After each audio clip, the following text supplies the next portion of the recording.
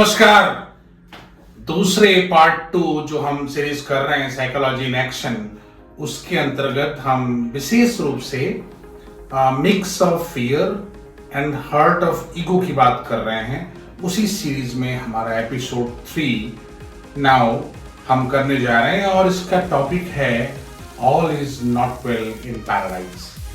Actually किसी भी रिश्ते की आप बात करें, स्पेशली मैरिज भी हो सकता है, लिविंग इन भी हो सकता है, या फिर आप कह सकते हैं सिंपली रिलेशनशिप।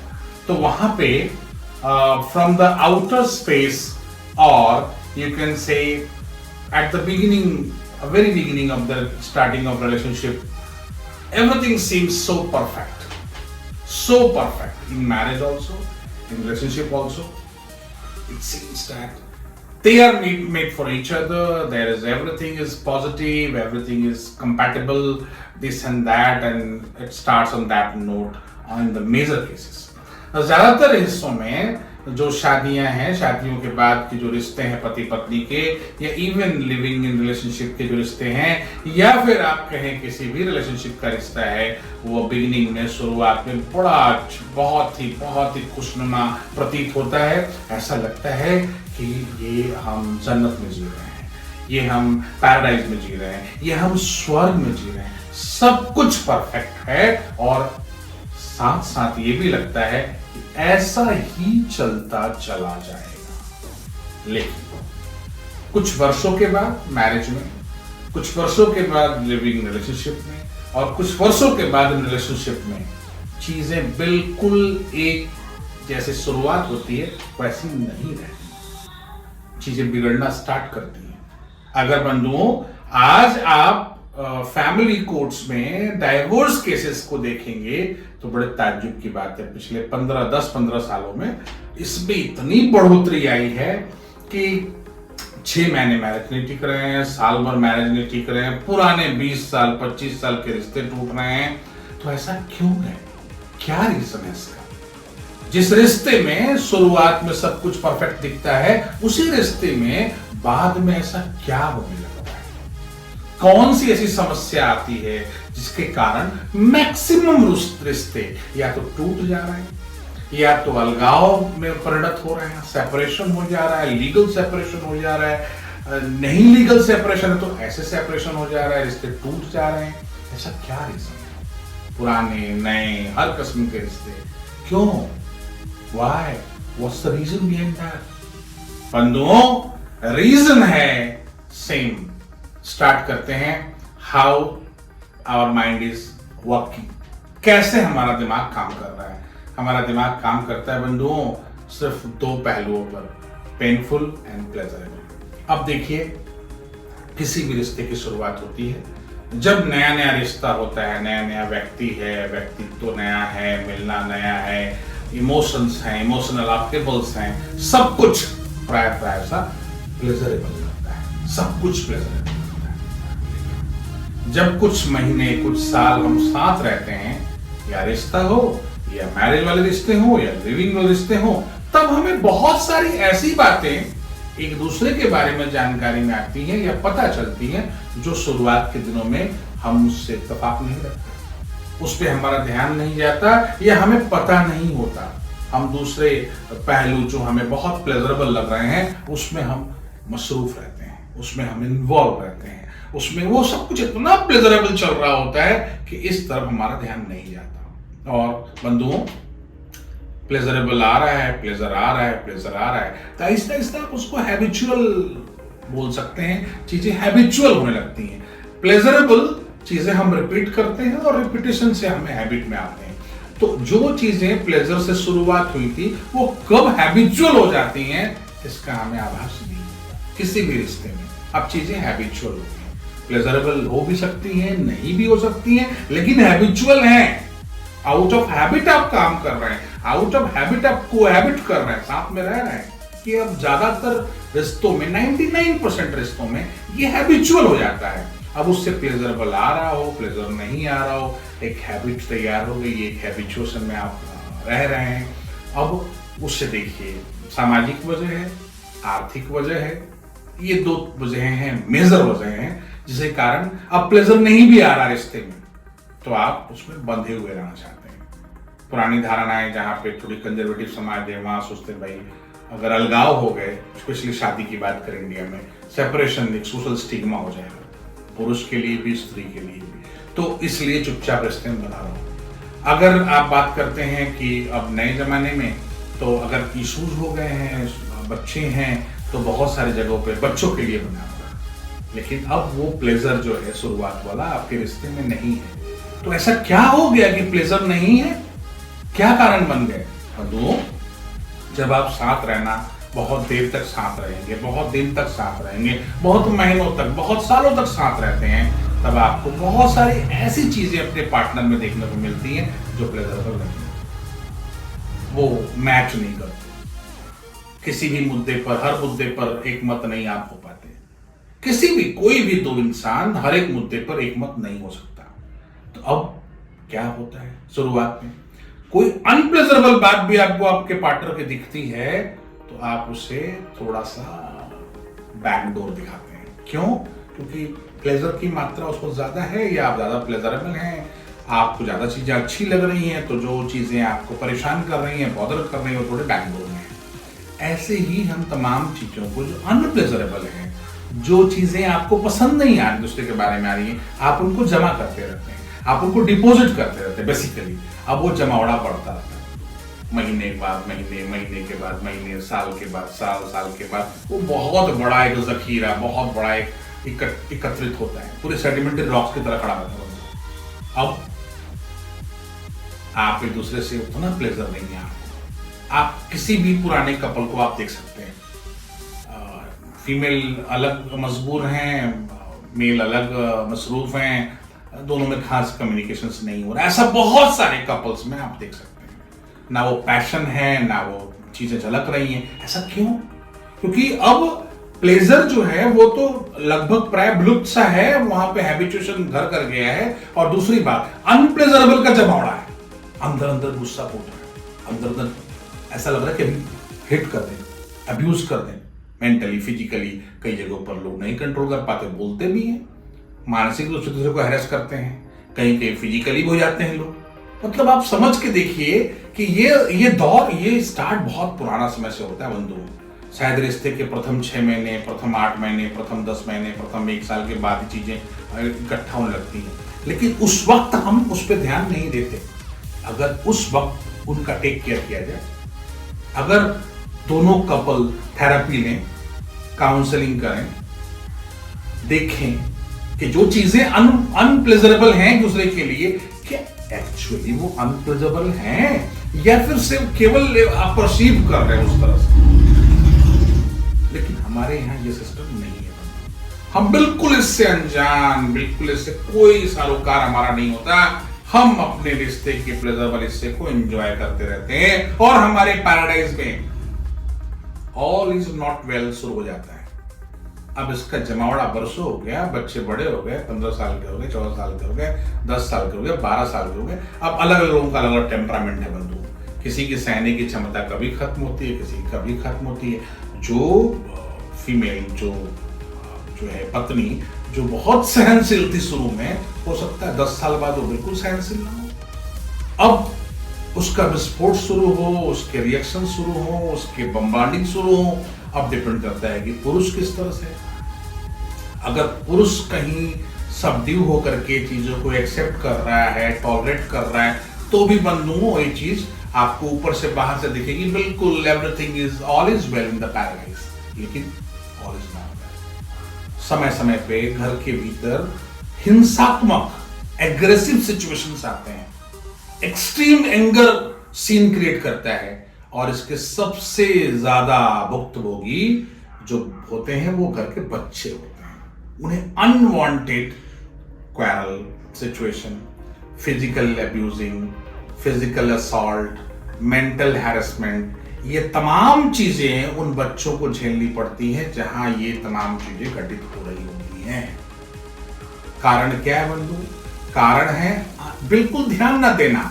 शुरू में जब कोई चीज आपको अनप्लेजरेबल लगती है अपने पार्टनर के बारे में, आप उसे नोट कीजिए। कोशिश कीजिए कि आप अपने पार्टनर से वो डिस्कस कर पाए, जब चीजें थोड़ी ठीक हो, मूड अच्छा हो, एटमॉस्फेयर गुड हो, तो आप चर्चा करें। अगर आपका पार्टनर बारंबार चर्चा करने के बाद भी चर्चा करने को तैयार नहीं है, समझने को तैयार नहीं है, फिर भी आपको लगता है कि नहीं भाई, I want to be in the relationship, तो आप जरूर प्रोफेशनल काउंसलर्स की हेल्प लें। There is a couple therapy, there is relationship counselling, और अपने पार्टनर को भी तैयार करें। अगर ऐसा आप शुरुआती के दिनों में करते हैं तो आहिस्ता आहिस्ता आपके रिश्ते बेहतर होते जाएंगे। वो जो जमावड़ा है, जो एकत्रित होता है, फ्रस्ट्रेशन जो एकत्रित होता है, दबी हुई चीजें जिसको आप निकाल नहीं पाते, आप अंदर ही अंदर खुन्नस को, क्रोध को दबाते रहते हैं, आपको अनवांटेड अनप्लेजरेबल चीजें लग रही हैं, आप उसको दबाते रहते हैं, वो सब निकल जाएंगे बंदो समय से। Love all is well will be forever in the relationship. It is all is well day one से लेके till the departure। कोई भी एक पार्टनर जब संसार छोड़ के जाएंगे तब तक ये चीजें बनी रह सकती हैं, तब तक इसमें कोई दो राय नहीं है। लेकिन उसके लिए तो आपको समय पर ट्रेस आउट करना पड़ेगा प्रॉब्लम को, समय से उसके लिए काउंसलिंग लेनी पड़ेगी, उसके लिए थेरेपी करनी पड़ेगी। लेकिन हिंदुस्तान में अनफॉर्चुनेटली 99.99% केसेस में ऐसा कोई अवेयरनेस नहीं है, अलर्टनेस नहीं है। रिश्तों को लोग गारंटेड मान के चलते हैं।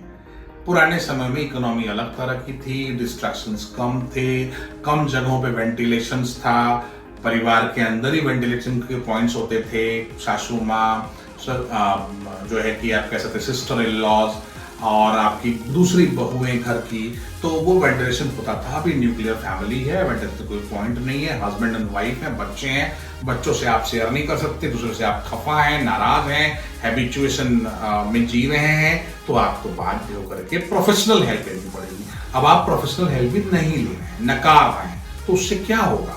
उससे आपके मन की दूरियां बढ़ेंगी। आप साथ एक छत के नीचे जरूर रहेंगे, लेकिन आप बिल्कुल एक दूसरे को जानते नहीं हैं, समझते नहीं हैं, दो तरफ एक पूरब एक पश्चिम की तरह जीवन जी रहे हैं। और इसके लिए इसका जो कुपरिणाम है, जो कुप्रभाव है, जो बैड इंपैक्ट है, वो बच्चों पे पड़ेगा। और कुछ भी हो सकता है इन फ्यूचर अगर एक भी पार्टनर जरूरत से ज्यादा हिंसक हो जाए, एग्रेशन में आ जाए, एंगर में आ जाए, तो वहां दुर्घटनाएं भी घटती, वहां पे क्राइम भी होते। और अगर एक्सेसिव ना हो तो क्राइम जैसा तो कुछ नहीं होता, लेकिन दोनों एक दूसरे की लाइफ को परफेक्ट हेल बना रहे होते हैं। वही जो पैराडाइज था अभी हेल है। क्यों? क्योंकि एक जगह पे शुरुआत हुई थी, all is not well in paradise, लेकिन उस वक्त टेक केयर नहीं किया गया, उस वक्त ट्रेस आउट नहीं किया गया, प्रॉब्लम को अनअटेंडेड छोड़ दिया गया, और केवल का केवल फोकस था हैबिचुअल कोहैबिटेशन। हैबिचुअल कोहैबिटेशन शुरुआत के महीने, शुरुआत के साल प्लेजरेबल थे, डिफरेंट रीजन से प्लेजरेबल थे, उसी को उसमें हैबिट में आप आ गए, हैबिट में आके कोहैबिटेशन में आ गए, और आपको लग रहा है कि everything is perfect, but everything is not perfect. कहीं कुछ महसूस हो रहा है, कहीं कुछ तकलीफ आ रही है, कहीं कुछ चीजें आपको बुरी दिख रही हैं, कहीं चीजों को आप एक्सेप्ट नहीं कर पा रहे हैं, लेकिन आप उन तमाम चीजों को, तमाम मानसिक कष्ट को आप अनअटेंडेड छोड़ देते हैं बंधु, उस पर ध्यान नहीं देते आप। परिणाम स्थिति विस्फोटक, परिणाम बच्चे सफर करते हैं, चाहे सेपरेशन हो जाए और चाहे रिश्ते में रह करके एक दूसरे की लाइफ को आप हेल बना रहे हो। दोनों ही सूरत में अगर बच्चे हैं उस फैमिली में, तो बच्चे सफर करते हैं। दूसरा पहलू, लिविंग इन में आप हैं। मैंने लास्ट एपिसोड में बताया था कि आमीन पुणे वाले ने किस प्रकार से, आफ्ताब आमीन पुणे वाले ने किस प्रकार से प्रेम और विश्वास की हत्या की थी। लिविंग में वो सारी चीजें होती हैं। अगर बंदा बहुत पॉजिटिव हो गया, उसके ईगो को बहुत हर्ट पहुंच गया, तो बंदू वो मर्डर तक कर सकता है। ये लिविंग इन की बात हो गई। अब बात करें कि जो लिविंग इन में भी नहीं है, जो मैरिड कपल भी नहीं है, ऐसे रिलेशनशिप में है, वहां भी देखा गया है कि अब्यूज होता है। रोड साइड पे, पब्लिक प्लेसेस पर दूसरे को चिल्ला रहे हैं, पब्लिक प्लेसेस के बाद तो बाहर में फोन पे पता नहीं क्या क्या चीजें हो रही हैं, फिजिकल असॉल्ट हो जाते हैं, मेंटल हेरासमेंट तो पक्का होता रहता है। इससे बंधु किसी भी रिश्ते में अगर तकलीफ उत्पन्न हो रही है तो these are the red flags. बिल्कुल, ये लाल झंडी है, आपके इंडिकेशंस है कि everything is not well in paradise. अब आप इसको रीड नहीं करना चाहते, ये रीड करके भी आंखें बंद करना चाहते हैं। बंगाली में एक प्रोवर्ब है, चोख बंद कर ले भूत पालाय ना। हिंदी में रूपांतरण ये हुआ बंधुओं कि आंखों को बंद करने से भूत गायब नहीं होता। तो समस्या तो गायब नहीं हुई, आपने अनदेखी कर दी बात को, बस समस्या तो वही है और वो समस्या बढ़ रही है, लगातार बढ़ रही है। All is not well. आप उसको अटेंशन देंगे, ध्यान देंगे, चीजें बड़ी हो रही, चीजें खतरनाक हो रही। तो बंधुओं, अगर किसी भी रिश्ते में, किसी भी स्त्री और पुरुष के बीच रिश्ता हो, चाहे वो लिविंग इन का हो, चाहे वो मैरिज का हो, या फिर आप सिंपल रिश्ते में हैं, अगर उस रिश्ते में कहीं एक पार्टनर दूसरे पार्टनर को वर्बल अब्यूज कर रहा है, फिजिकल असॉल्ट कर रहा है, मेंटल टॉर्चर कर रहा है, these are all the signs and symptoms of red flags. Toxic है वो रिलेशनशिप। जो पार्टनर ऐसी हरकतें करता है वो दूसरे वाले बंदे के लिए, अगर वो बंदा स्वस्थ है तो उसके लिए टॉक्सिक है। और दोनों ही उसी किस्म के हैं तो कुछ कहना ही नहीं बंधु। वो भी टॉक्सिक, वो भी टॉक्सिक, उनका साथ रहना भी अपने आप में एक टॉक्सिक। तो आप समझ सकते हैं स्थिति कितनी विस्फोटक हो सकती है। बहुत जगहों पर देखा गया है कि बड़े धूमधाम शादियां होती हैं, साथ रहते हैं, बच्चे पैदा करते हैं, बाद में वो कपल दूसरे का सर भी फोड़ रहे होते हैं, पब्लिकली प्राइवेट कमरे में मार पीट कुटाई सब कर रहे होते हैं। ऐसा क्यों होता है?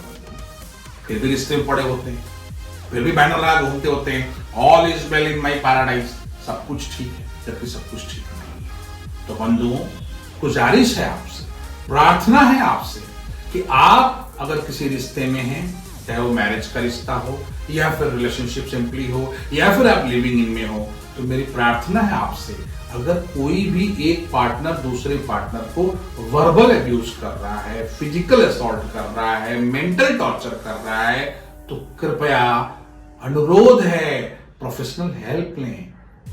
वो बंदा मानसिक तकलीफ में है।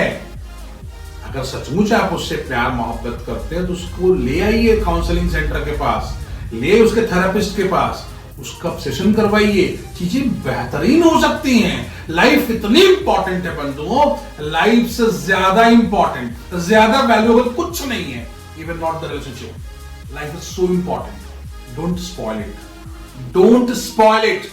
जीवन को नष्ट न करें, काउंसलर की हेल्प लें, थेरेपिस्ट की हेल्प लें और अपने रिश्ते को और अपने जीवन को खुशनुमा बनाएं। Make it happiest one, happiest one for ever. अगर आप लगातार हेल्प लेते रहेंगे काउंसलर की, थेरेपिस्ट की, तो कभी भी कोई भी रिश्ते में कोई समस्या नहीं आएगी। और कहीं अगर ऐसा है कि बिल्कुल एक नॉर्थ पोल साउथ पोल है, तो सेपरेट हो जाना भी सही है। लेकिन ज्यादातर रिश्तों में ऐसा नहीं होता कि दोनों एक्सट्रीम पोल पर कुछ ही महीनों में, कुछ सालों पहुंच जाते हैं, बहुत कम ऐसा होता है। ज्यादातर रिश्तों में आहिस्ता आहिस्ता प्रोसेस होता है। अगर शुरू में ट्रेस आउट हो जाए तो इसका इलाज संभव है, इसका करेक्शन संभव है, इसमें अमेंडमेंट संभव है, रिश्ता बचेगा, रिश्ता स्वस्थ रहेगा। जो उस रिश्ते से उत्पन्न बच्चे हैं उनको भी एक स्वस्थ परिवार मिलेगा, एक स्वस्थ माहौल मिलेगा। इसी आशा के साथ कि आप अपना ध्यान रखेंगे, आप मानसिक रूप से स्वस्थ रहेंगे, आप शारीरिक रूप से स्वस्थ रहेंगे, अपना बिल्कुल ध्यान रखेंगे। अगले एपिसोड तक के लिए नमस्कार, प्रणाम।